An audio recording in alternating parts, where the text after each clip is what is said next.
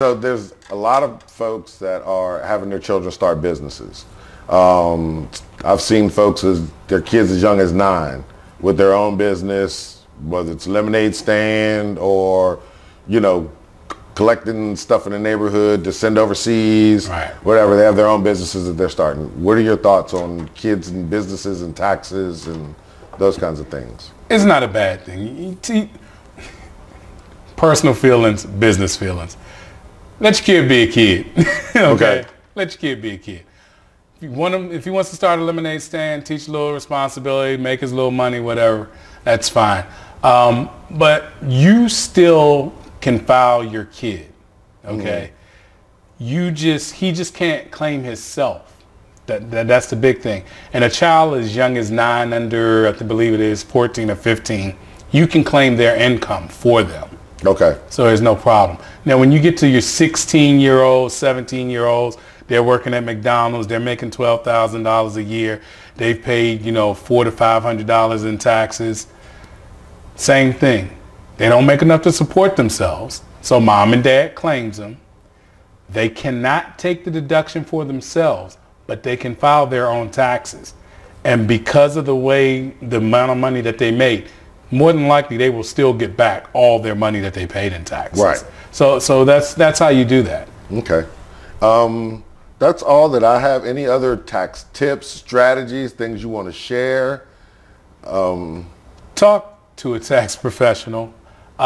Strategies, changing your W-4 is not a tax strategy. Okay. It's just...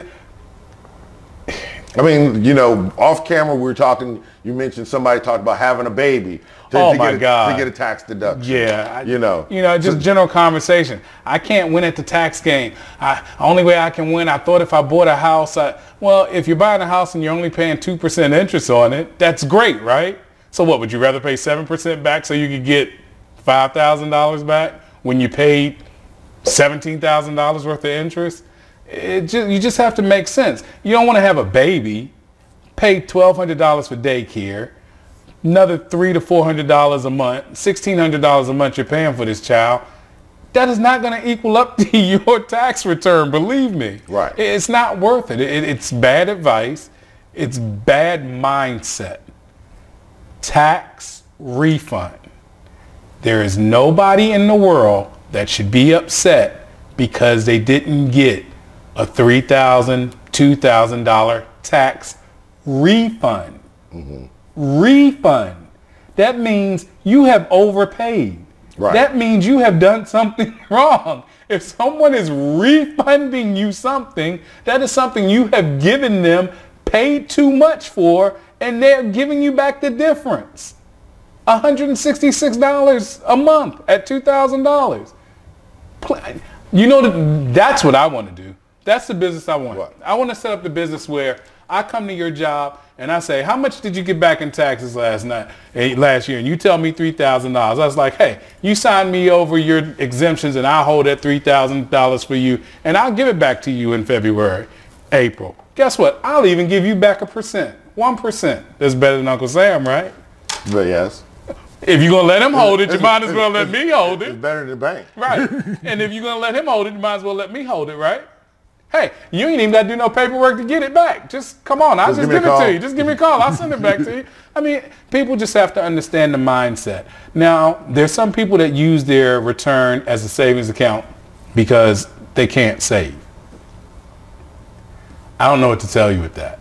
If that works for you, then fine. If you know that is my savings account, hey, I have to accept that. Mm-hmm. But I would rather it be in my bank at least 2% or doing something, making something than sitting with Uncle Sam. Well, you've now just spawned another question. There are a lot of folks out here that are afraid to start their own small businesses, home-based businesses, whether they get into a network marketing company, which might cost them $25 to get into, but they got a ton of deductions that they can get. What is your advice on? Oh my God. Come on, get up on that soapbox. Lord, if you do not have a home-based business, you are doing yourself a great disservice. Once again, if you do not have a home-based business, you are doing yourself a great disservice. Now, you heard it here from a tax professional. Okay. Not from me, from a tax professional. Go ahead. Contact me. 301-613-9663. Let me explain to you. There are over 425 tax deductions for home-based businesses. Let me say that again. There are over 425 deductions for home-based businesses. What's a home-based business? Whatever you do to try to make money From home. Yes. I don't care what it is. It can be an MLM. You could be selling paintings. You could be sewing as my wife does. You could be doing taxes as I do. I write off my office space. I write off computers. I write off taxes. My yard, when I get my yard cut, I write off a portion of that, a percentage of that. I write off a percentage of my electric, my gas, my heating, because it all goes to my business. 56 cents a mile. Was it 57? I think it may be 57 cents a mile this year. It's 56 last year. It's going to be 57. 56 cents a mile. You know, people will be like, well, can I write off my commute? No, you cannot write off your commute from your home to your job or back to your home. But what you can write off is, you can't write off from your home to your job, but you can write off from your job to your second job. At your home-based business. Even if it's home. Mm-hmm. I work at the State Department during the day. I work 17.3 miles. Every day I come home. Multiply that by 56, that's about $8. Mm-hmm. That's probably what y'all pay to park or catch the metro. I'm writing it off, mind you. Not parking downtown D.C. That's easy $20, $25 a day. So, you know, I'm writing that off every day.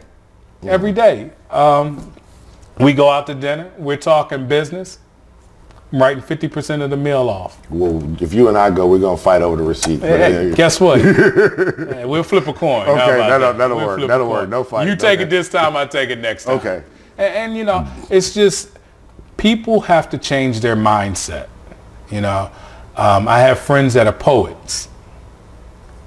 Dude, you get paid for this? You should. I don't care how much it is. Now you have a business. Right. Now you write off your travel from your house to your venue, back to your house. You know, your computer now becomes a write-off. Your iPad now becomes a write-off. Okay, so you use your iPod 25% of the time to play Candy Crush. Okay, so you only write 75% off of it. That's better than zero. All day long. All day long. Home-based businesses, I just can't stress enough. You need a home-based business. You need to keep good records of that home-based business. That will change your whole life. You want to raise? You want to raise? You can't go in the office and be like, yo, boss, I need an extra $1,000. Not going to happen. But you can start a home-based business. Today. Generate income and get it. Mm-hmm. And guess what? If you fail, you know, we're the greatest country in America. We're not going to let you fail. So we're going to let you write it off. It's just the way it is. Mm-hmm. So get a home-based business. Talk to me. You can find me anytime. 301-613-9663. ECF&N Group. And on that note, Mr. Ezelle That's me. Wooden Jr., we want to thank you again for joining us on the Black Health and Wealth Show. Look forward to talking to you. Hopefully, folks, you will reach out to him. He's given you his number a couple of times. So he really, really wants to hear from you all. Want to hear from you. So thank you again. I appreciate it. All right, man. All right.